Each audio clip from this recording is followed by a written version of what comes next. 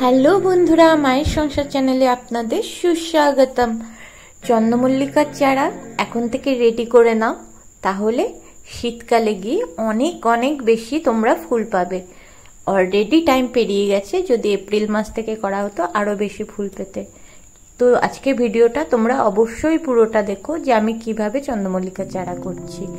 এই দেখো, এটা আমার পুরনো গাছ, এর ফুলের ছবিটা আমি দিয়েছি, দেখো লাল টকটকে। কিন্তু এখন যে ফুলগুলো হচ্ছে সেগুলো কিন্তু মানে খুব খারাপ ফুল হচ্ছে, কুড়ি আসছে কিন্তু ভালো ফুল হচ্ছে না। কারণ কি, এটা এর সময় নয় যে এখনই এর ফুল হবে বা ফুটবে, এটা শীতকালে ফুটবে। তো আমি তার জন্য এই হাইড্রোজেন পারঅক্সাইড দিয়ে আমি ভালো করে কাটারটা মানে এই সিজারটা মুছে নিচ্ছি। হাইড্রোজেন পারঅক্সাইড কিন্তু ডাক্তাররাও ইউজ করে হসপিটালে, সব কিছু যন্ত্রপাতি মুছে নেওয়ার জন্য, পরিষ্কার করার জন্য। তো যাই হোক, এই দেখো এই ফুলগুলো আমি একটু কেটে দিলাম, কারণ কি এগুলো হওয়ার নয়, তো এগুলো রেখেও কোনো লাভ নেই।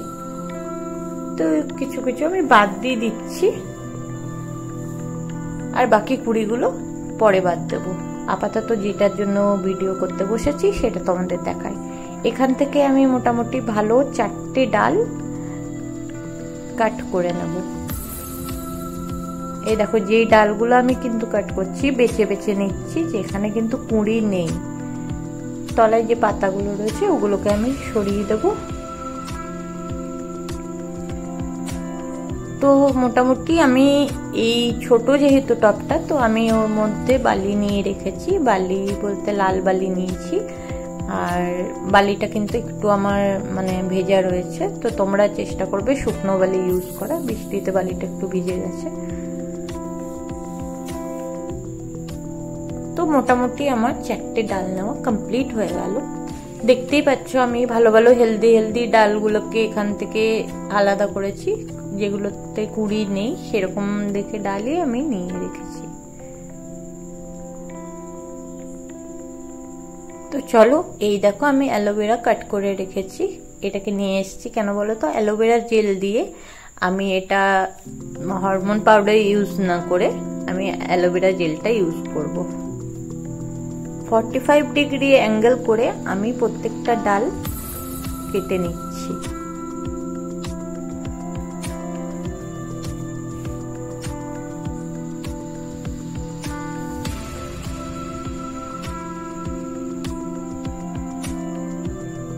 তো আমার 45 ডিগ্রি অ্যাঙ্গেল করে ডাল কেটে নেওয়া হয়েছে। আর এবারে আমি অ্যালোভেরা জেলটা আমি প্রত্যেকটাতে লাগিয়ে রেখে দিচ্ছি।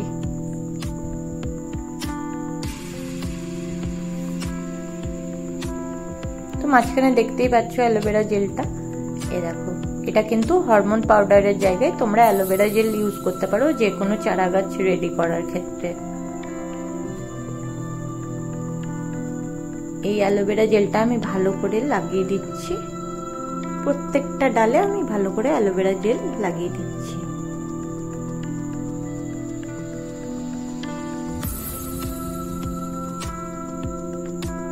এটা কিন্তু বেস্ট টাইম, তোমরা কিন্তু এখন থেকেই চন্দ্রমল্লিকাতে খুব বেশি ফুল পেতে এখন থেকে চারা বসিয়ে ফেলো।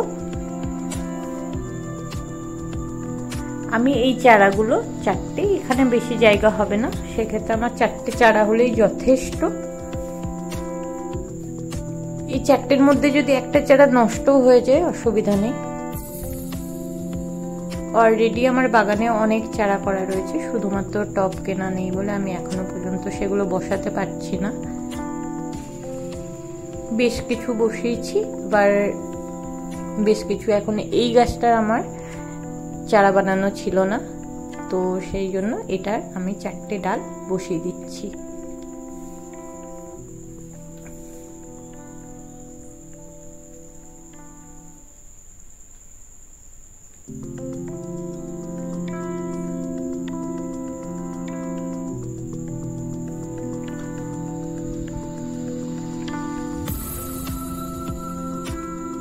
এই দেখো, আমার এই ডালগুলো বসানো কমপ্লিট হয়ে গেছে। এবারে আমি কি করব, এই গাছটার মানে যেগুলো বসিয়েছি সেগুলোতে একটু জল দিয়ে দেবো।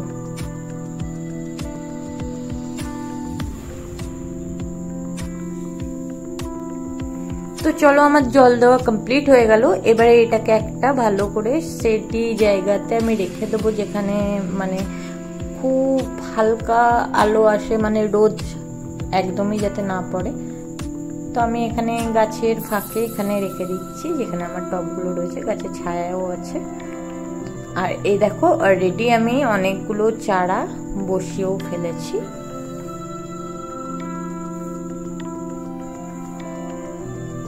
তোমাদের আগের ভিডিওতে আমি দেখিয়েছিলাম যে আমি টবগুলো ধুয়ে রাখছি চারা বসানোর জন্য।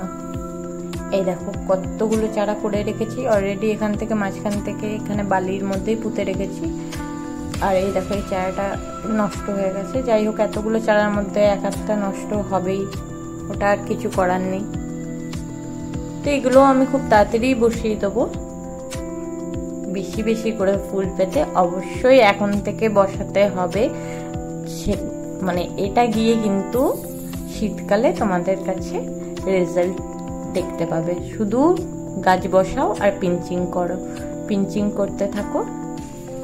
আর এই দেখো এগুলো মাদার প্ল্যান্ট, কিন্তু সবগুলো দেখো কত সতেজ আছে গাছগুলো।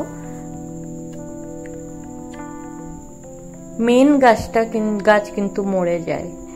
এই দেখো আরো এখানেও চারা বসিয়ে রেখেছি, এগুলোকেও বসাতে হবে। এগুলো খুব ভালো ভালো এক একটা আইডি রয়েছে চন্দ্রমল্লিকার। আর এখানে বগনভিলিয়া বসিয়ে রেখেছি। যাই হোক, এটা বগনভিলিয়ার ভিডিও নয়, তো ওই নিয়ে পরে কথা হবে।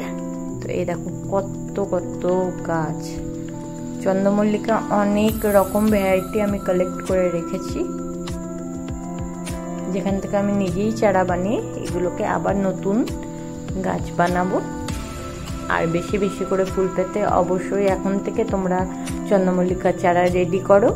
তারপরে মোটামুটি কিছুদিন পর থেকে ওটাকে পিঞ্চিং করতে শুরু করো শুরুতেই। আর সিম্পল মাটি গোবর সার ইউজ করতে পারো বা ভার্মি কম্পোস্ট, তো ওর মধ্যে বসিয়ে দাও। প্রথমে বালিতে বসিয়ে চারাটা বানিয়ে নাও, শেকড় বেরিয়ে গেলে সেটাকে রিপোর্ট করো। দেখতেই পাচ্ছ কতগুলো আমার কাছে চন্দ্রমল্লিকার চারা রয়েছে। যাই হোক, ধন্যবাদ ভিডিওটা এত ধৈর্য সহকারে দেখার জন্য। তো বন্ধুরা, তোমরা আমার চ্যানেলটাকে সাবস্ক্রাইব করে দিও। আর ভিডিও ভালো লাগলে অবশ্যই লাইক করো। তোমরা সাথে থেকো, পাশে থেকো, আর অনেক অনেক আমাকে সাপোর্ট করো। আমিও তোমাদের কাছে অনেক নতুন নতুন ভিডিও নিয়ে আসতে চাই। তোমাদের সাপোর্ট পেলে নিশ্চয়ই নিয়ে আসবো। আর বেল আইকনটা প্রেস করতে ভুলবে না। বেল আইকন প্রেস করে অল করে দেবে, নোটিফিকেশন পেয়ে যাবে। ভিডিও এই পর্যন্ত। সকলে খুব ভালো থেকো, আবার দেখা হবে। টাটা।